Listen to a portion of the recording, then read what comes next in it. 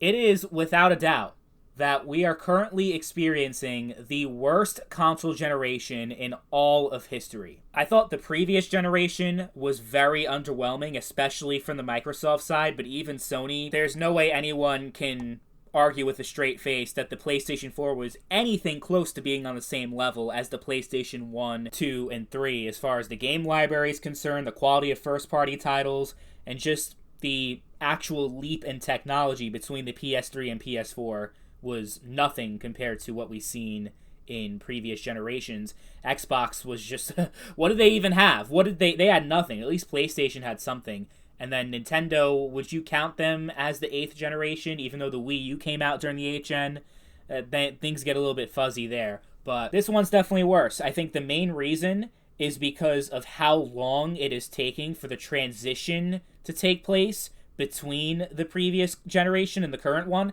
At this point, like, by 2015, most games were no longer being published on the PS3 and 360. That was 2 years into the previous generation. We are now 4 years into the new generation, and we still have games like Call of Duty that are still releasing their brand new games on the PlayStation 4 and Xbox One. It has definitely waned over the past year or two as far as like the frequency of games that are still being supported on last gen, but it's still enough where it's like, god damn. And that new survey that came out saying that about 50% of all PlayStation gamers are still on the PlayStation 4. That is insane to me. I think that speaks more about just how little incentive people have had to even upgrade, though. Because, like, you know, you could say inflation and people are less able to afford a new console and all that kind of stuff, but it's been 4 years, you know? I would expect that number, like, to be, like, 2 years or 2.5 years. 4 years later, half of the people are still playing on the old systems. That is nuts. Absolutely nuts. So if you're going to put most of your games on PlayStation 4, what's the point of getting a PlayStation 5? So that's the thing. Have we gotten great games over the past 4 years? Yes, we have. But can you argue that there have been a whole lot of generation-defining games that have been released that have only been available on the new generation consoles? So that would completely exclude games like Cyberpunk 2077. Pretty much all the major PlayStation releases, like God of War Ragnarok and Horizon 2, they've all been on PlayStation 4 as well. The only two games I can think of by PlayStation that haven't been released on PS4 are the Ratchet and Clank game that came out a few years ago, and also Spider-Man 2. It's just been so dry. Whether we're talking about third-party or first-party. We now get to pay $70 for games instead of $60. The microtransactions are getting so out of hand at this point. We're seeing a huge increase of games that are being transitioned into live services that have no reason to be live services in the first place. And they also significantly increased the price for PlayStation Plus and Xbox Live Gold, which is pretty much now completely incorporated into Game Pass. So not only are we not seeing as many quality games, but games are more expensive, and you're paying more for such a basic-ass feature, which is the ability to play games online, which, by the way, has no subscription fee required on PC. I know I keep mentioning how better PC is than console, but it's been really apparent over the past few years, with all the PlayStation, Xbox exclusives eventually making their way to PC. Day one, they come out on PC for Xbox. And then with PlayStation games, it's like 2 or 3 years, give or take, after the game comes out on PlayStation that it gets released on PC. But eventually, all the games are on PC. So it's like, if we're talking about console generation, PC just completely obliterates the consoles, and it's not even close. Like, you could try to make an argument back in the beginning, like, when consoles first came out, and when computers were very difficult to use and very expensive in the 70s, 80s, and 90s.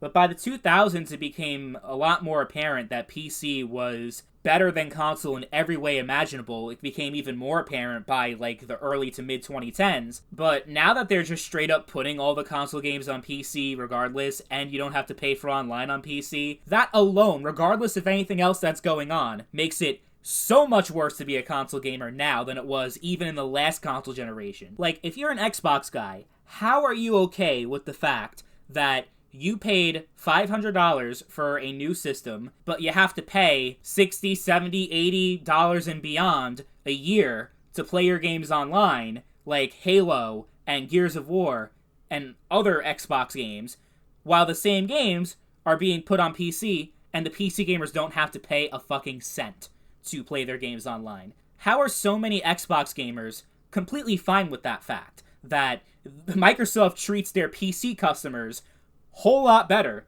than their actual customers on the Xbox platform? That is just wild to me. And especially now that crossplay is a mainstream thing, you can be on PC, you can still play with your friends regardless of platform, because I remember back in the day that used to be an issue. Like, even if you were primarily a PC gamer and you loved PC, but most of your friends played on PlayStation, you were completely fucked, and you would be more inclined to purchase the PlayStation version of the game, even if you would rather play the PC just from a technical perspective. But for the community aspect, you would get it on PlayStation so you could play with all your friends, and there'd be more players online. But now that crossplay is pretty much a thing for the vast majority of new releases, it matters a whole lot less now which platform you're actually playing the game on. So there's really nothing that the consoles have over the PC. You can't name a single thing. I challenge someone in the comment section to name a single thing. It's not price, because if you actually do the math and, get out the calculator, you add what you paid for the console plus the actual annual subscription price that you're forced to pay, you actually get out ahead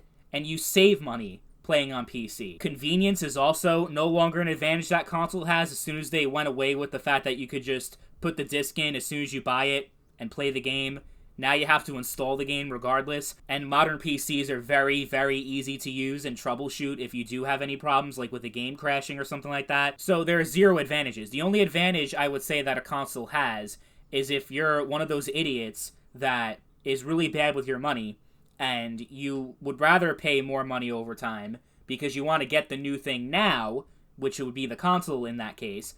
Like, it's like people who use Rent-A-Center. That's what I think of a console gamer as, someone who is just completely inept when it comes to their money, because the upfront cost is cheaper, but over time, you're essentially paying interest with these annual subscriptions that PC simply does not have. And we won't get into the advantages of mods and all the other stuff that PC has to offer.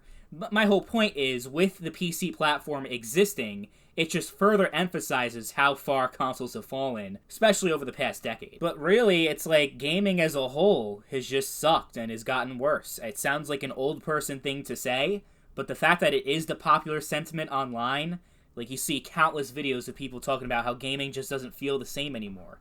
And sure, a lot of it does have to do with people aging out of gaming in a lot of ways. They have less free time to play games because they're working, they have families, etc., etc., things that you have to worry about when you're in your 20s and 30s that you don't necessarily have to think about when you're like 13, which would be like the peak of someone's interest in video games, because they just have so much free time and little care in the world and little responsibilities. So that's one aspect of it, but it just feels like things have been getting worse. It just does. Disappointment after disappointment with all these big AAA releases that just leave so much to be desired. Like, the quality just isn't there anymore. It's not. And think about this.